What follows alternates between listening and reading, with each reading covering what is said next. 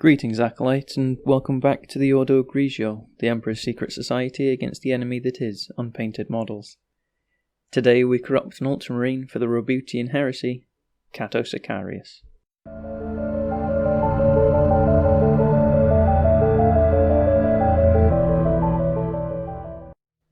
So while I layer on some deep blue from Army Painter, let's look at the Roboutian Heresy.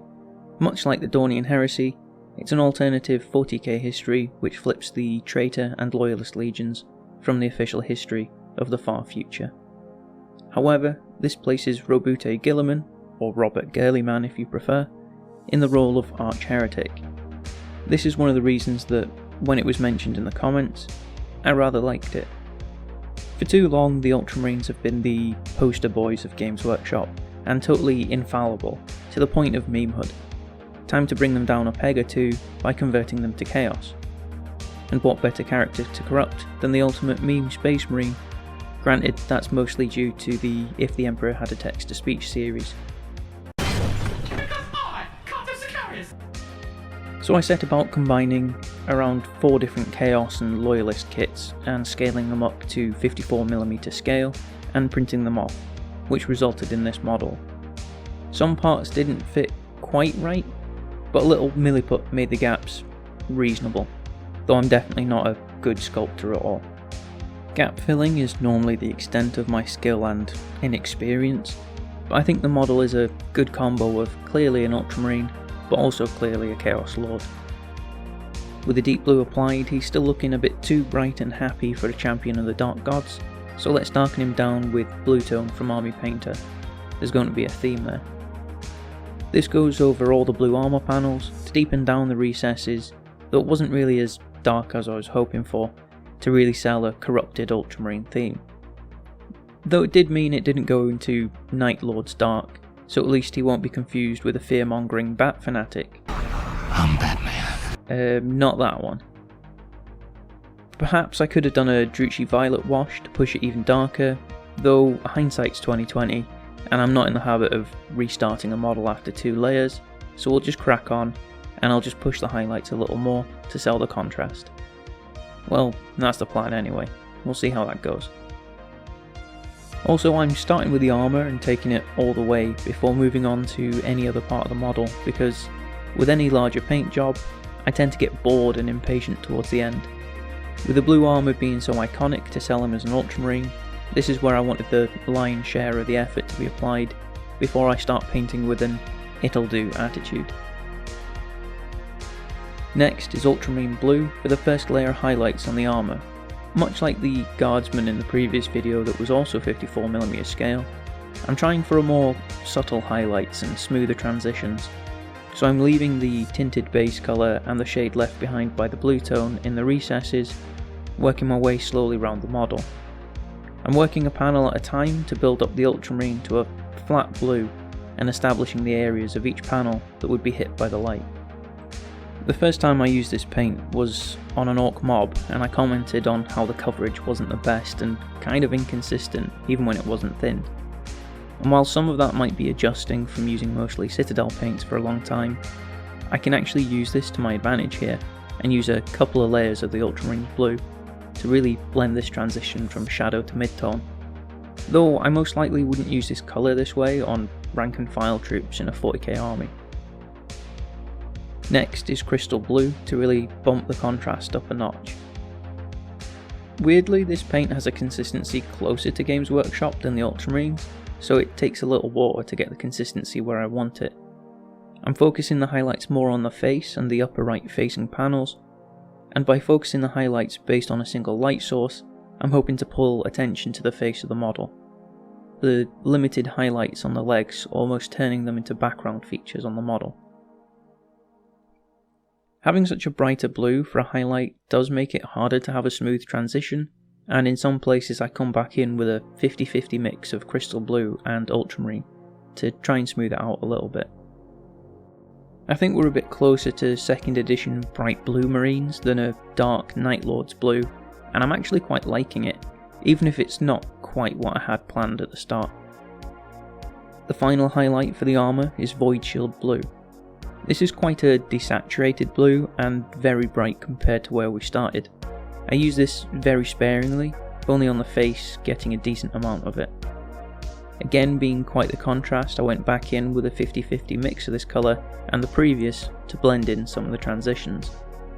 If my goal was to draw attention to the face and upper portions, I think I succeeded with this, though it is very bright, and even after the 50-50 blend attempt, I'm not 100% sold on the armour. But rather than spend the next 3 days worrying over it, it's time to move on. Though before I move on, I do use alien purple to block in the lenses, using a dull purple for the parts of the lens that aren't actively lit, before using warlock purple as a highlight, covering maybe 2/3 of the lens, and then pure red for a central dot. From an arm's length, this can't really be seen, but up close like this, it gives his eyes an evil glow. The next major point of the model is his cape, but being a Chaos Lord, I start with tanned flesh. Whilst heroes of the Imperium often wear grand capes in royal purples or rich blues, Traitor Cato has a cape made from the tanned flesh of his enemies. Pretty hard to confuse him with a Loyalist when he's literally wearing human skin as clothes. Though I did want some variation in here, so I left a couple of patches blank for the next step. Oak brown is the base colour for those missing patches. Corrupted Cato may be an evil murderer, but he's an equal opportunity murderer, and people of all races and backgrounds can become part of his cloak. Once the base layers are down, I give the whole cloak a wash of flesh tone, though I was pretty worried it wouldn't shade enough or provide enough contrast like the blue tone did. However, I planned a fair few highlights to make the skin pop. Once dried, I used barbarian flesh to highlight the lighter flesh across the cape. The paint was kind of inconsistent here like the Ultramarine, but I could use this to add in some texture to the skin, making a scratchy brush movement and a stippling motion, depending on how I wanted the layer to appear once dried. Using fur brown, I followed the same steps on the darker skin tones to add more depth, though the flesh wash didn't do too much shading on these sections, but the fur brown added a warmth to the patches and helped them stand out a little bit more. Elven flesh next to add a smaller, more controlled highlight to the lighter skin panels, as well as pick out all the stitching across the cape, which wasn't tedious and nerve-wracking at all. Cough. I'm glad I'm not doing that on a 28mm scale version of this model anyway. I found that the elven flesh added a nice edge to the finished flesh, and gave it more of an aged and dead appearance, though I did ponder adding coloured washes and other tones into the skin to give more variety and stages of decay to the patches. Maybe I'll come back to it. Then I used tanned flesh to add a little highlight to the darker skin tones, similar to how we did with the elven flesh, to provide a final extreme highlight. Well, it didn't take long for curiosity to get the better of me, and necrotic flesh comes out. I paint one patch with this colour and then use it to highlight another, giving me 2 panels well on their way to rotting away, though obviously the entire panel will need some more work. Though before I move on, I do my 50-50 blend to help the necrotic flesh blend in as a highlight on this panel. Red tone is washed over the full necrotic flesh panel, as this will add in a little warmth to the skin, while still retaining the dead and decaying feel of the panel, like it had a really bad case of trench foot and is ready to fall off. I go back in with necrotic flesh for the first highlight, leaving plenty of the red wash on show, and pushing the colour mostly towards the top and the edges, before using skeleton bone as an extreme highlight on both panels which are decaying. The colour difference between the two colours looks quite drastic on the palette, however on the model it's almost imperceptible, and ends up just with slightly more desaturated edges, which really sell the decaying dead flesh look. With the flesh and armour done, I use gunmetal to paint all the silver metallics of the model.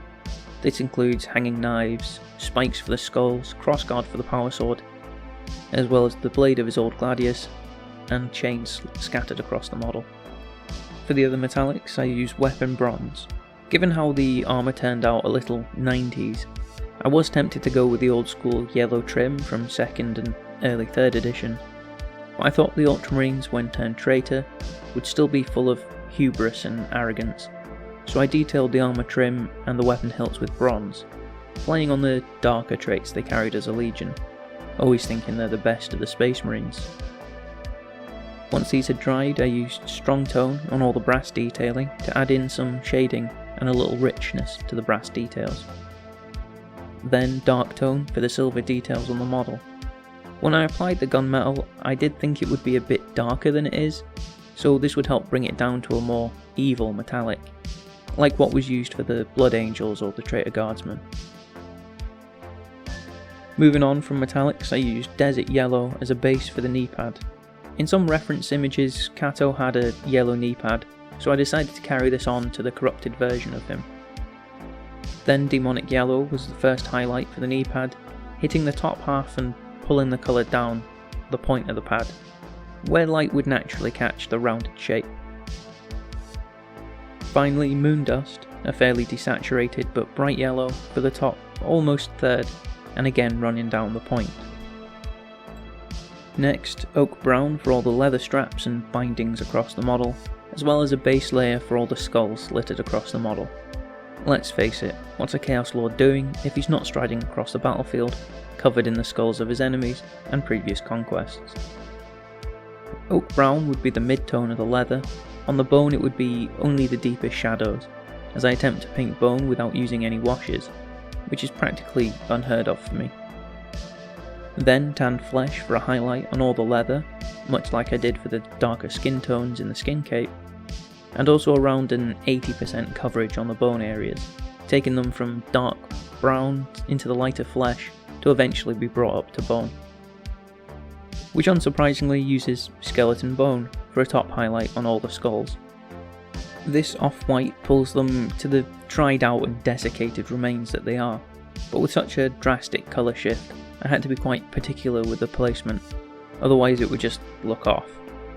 Making sure to leave the previous 2 layers on show for the gradient back down to dark brown shadows. I did debate going lighter into mummy robes or matte white, but I felt the off-white gave them a dirty, aged appearance as the final highlight, so I was happy to leave it there. I then used ash grey to pick out the broken aquila and the Ultramarine symbol on the shoulder pad. Originally I had planned to paint the aquila yellow along with the knee pad, but I thought the bright yellow too close to the face would draw attention away from the focal point of the model. Also, I don't really like painting yellow, so I decided to go with light grey instead. Letting that dry, I used dragon red initially to pick out the iconic red plumes in his headpiece, losing count way too many times while counting up from the ends to get them as even as possible. And then I used this as a base coat for his plasma pistol, leaning again into that old hammer feeling of the model. The coverage on this paint isn't the best, so I did go back in and apply a second coat on the pistol, just to get the colour a bit more solid. Pure red is used as a highlight on both these parts, though I focused the highlights more on the model's upper left, following the light source I established when painting the armour. If I had chosen a different direction for these highlights, it would have looked really weird. More weird than an Ultramarine Chaos Lord would anyway. When highlighting the crest, I again focused on more of the side with a light source to keep in with the model's lighting. With mummy robes, I start highlighting the grey areas of the headpiece, though I leave the side furthest from light mostly unhighlighted, and feather out the highlights past the midpoint before picking out a few of the rows. Then onto the aquila on the chest, I pick out the top parts of each feather, which did quickly devolve into me just rubbing the brush along the shape to catch the edges rather than pick them out individually. Then the top half to 2/3 of the Ultramarine symbol got a coat of the off-white, though more focus and pigment was focused on the top half to try and get a smooth transition between the two colours and make it look more like natural lighting on a uniform coloured surface. Dry rust is used for a final highlight on the red areas, much more focused than the previous highlight with pure red. On the headpiece I added a few dots to the top of the red to enhance the rounded shape at the tips. And then on the plasma pistol I began with an edge highlight to define the shapes and panels of the pistol, which also further increases the contrast to the shadows. I then followed this up with a volumetric highlight on the curve of the barrel, which I pulled down gradually across the pistol to show where it was catching the light, though I didn't want to cross that line which would push it from a red pistol highlighted orange to an orange pistol shaded with red. For the plasma coils, I use necrotic flesh and give the coils a nice solid coat to give it a really pale, almost white-green colour to them, taking care not to get any of this colour onto my painted and highlighted pistol casing, and then I used green tone to shade it. The Army Painter shades are fairly subtle, so in the end I used about 3 layers of this wash to get the colour I wanted, with a nice depth but still retain the desaturated, lighter edges on the exteriors of the coil. Though in hindsight I realised it would have been a cooler effect to have the brighter colours on the interior with the darker colours on the exterior. Oh well. For the power sword I used these 4 colours to create a blend from dark to light. It's been a fair while since I did any wet blending, so it could look amazing, or it could ruin the sword. Let's find out. I put all 4 paints into my spider palette and begin working the blade in quarters, aiming for the old school offset gradient look I used to see in display models way back when. I start with the angel green, which was way too thin, and paint maybe a quarter of the underside of the blade. Then I apply army green up to just over the halfway point, snake scales up to almost the tip of the blade, and then necrotic flesh to the tip. Then I start applying the appropriate paints to my brush and begin feathering in the colours to get as smooth a transition as I am capable of.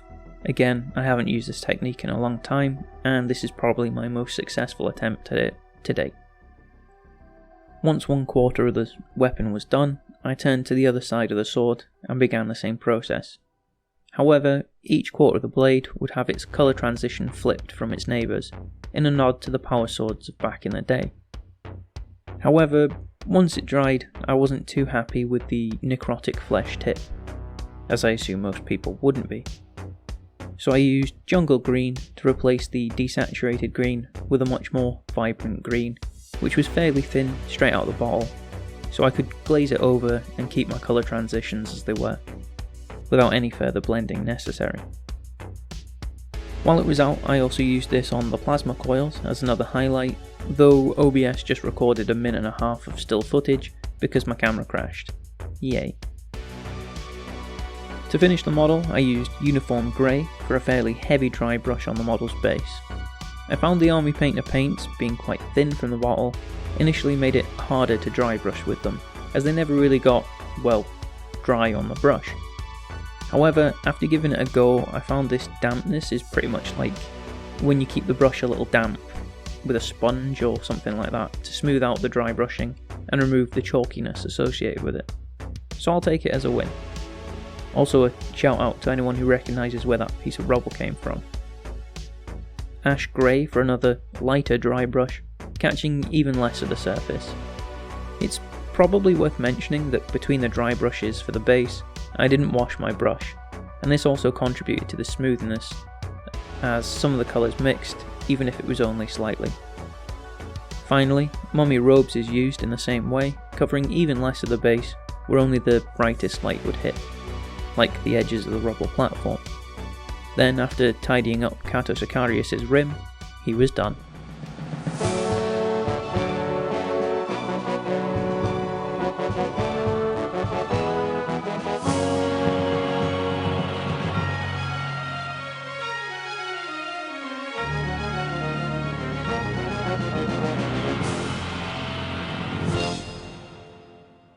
I have to say, I'm very happy with how this model turned out, even if there are quite a few areas I want to improve.